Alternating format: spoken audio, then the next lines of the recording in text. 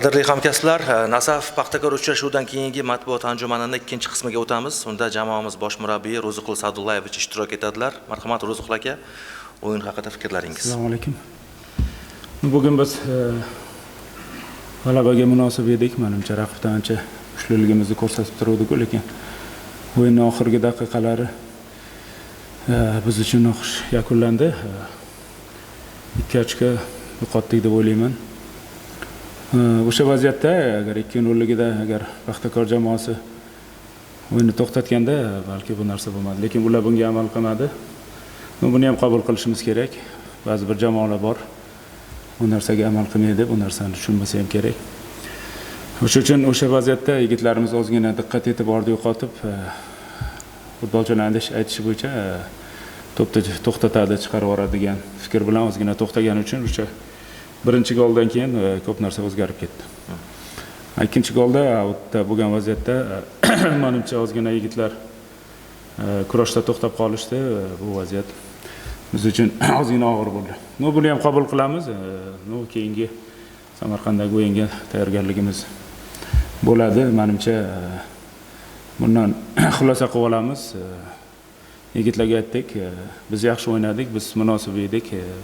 Raqibdan ancha kuchli edik, vaziyatlarni ham oladigan bo'lsak, shuning uchun buni esdan chiqarib keyingi o'yinlarga tayyorgarlik ko'rish haqida gaplashib oldik. Savollar bo'lsa marhamat.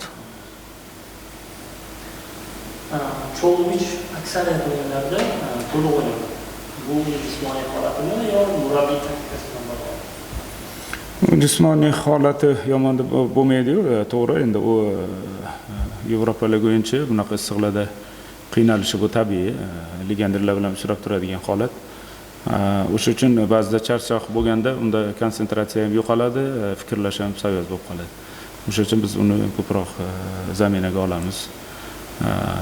O'zlaring ko'rdinglar, ikkinchi bo'limda o'rtalariga kelib, o'sha Cholovich tarafdan oldingi harakatlar kam bo'lgani uchun biz uni almashtirishga majbur bo'ldik.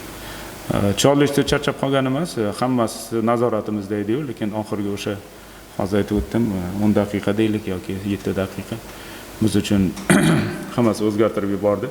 Chunki Paxtakor jamoasi ham bugun durangga ham ishonchsiz o'ynayotgan edi menimcha. O'zlari ham durang bo'lganiga o'zlari ham menimcha kutmadi. Chunki hech qanaqa imkon qoldirayotganimiz yo'q edik. Agar barcha vaziyatlarimizni aniq qilsa, bugun yirik hisobda ham yutishimiz mumkin edi. Lekin bu futbol vaziyatlar bilan ko'rdinglar, har narsa o'zgarib ketishini. Oxirgi o'sha 10 daqiqa Paxtakor jamoasi foydasiga o'yin bo'ldi. Ikkinchi golni повторini ko'rdingizmi? Ozgina menga ko'rsatishdi. O'sha yerda yigitlar oxirigacha harakat qilish kerak edi, lekin g'olib o'ynagan o'yinchi, o'sha uchun g'olib ko'p hakamga bu narsani ko'rib chiqish so'radi-yu. Chunki yotgan joyida o'yinchini qo'liga tekkan deb ko'rsatdi. Endi hozir kamerada ko'p ko'rinmadi-yu. Bilmadim, endi buni yaxshiroq kamerada ko'rish kerak bo'ladi. G'olibni ta'kidlashi bo'yicha u o'sha qo'liga tekib, gavdasiga tegib, unga yaxshi qulay kelib qoldi deb g'olibni ta'kidlayapti. Marhamat.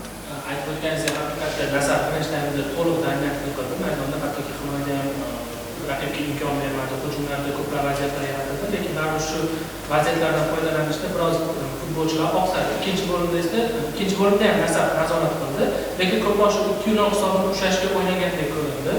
Bu birinchi savol. Ikkinchisi, keyin Ruben Rivay haqida o'sha ma'lumotlar chiqdi, stadionga o'tayotgani. Ikkinchisi, uchinchisi transfer vaqti ochilishiga yaqin o'sha jamoa yetakchi futbolchilardan biri tark etishi haqida ham xabarlar chiqyapti. Ya'ni yarim himoyachi.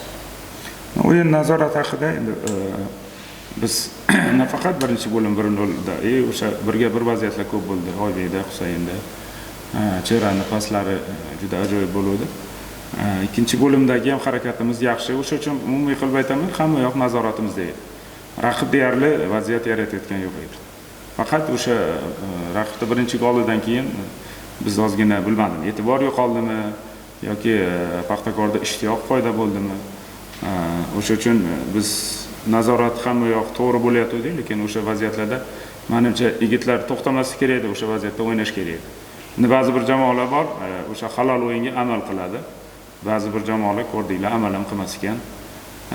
Chunki o'sha vaziyatda Murodni oldidan to'p bilan ketdi. Murodni oldidan edi. Agar o'sha futbolchi to'xtaganda unga albatta bu yaxshi tarafdan unga ham baho bergan bo'lardik. Mayli, Paxtakor buni balki sezgandir.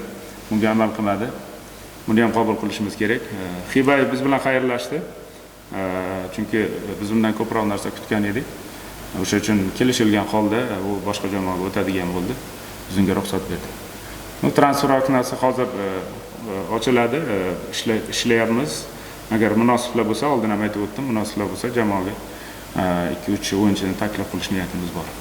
Yo'q, tark etishi. Yarim himoyachi tark etilishi kutilmoqda deyishadi. Yarim himoyachimi?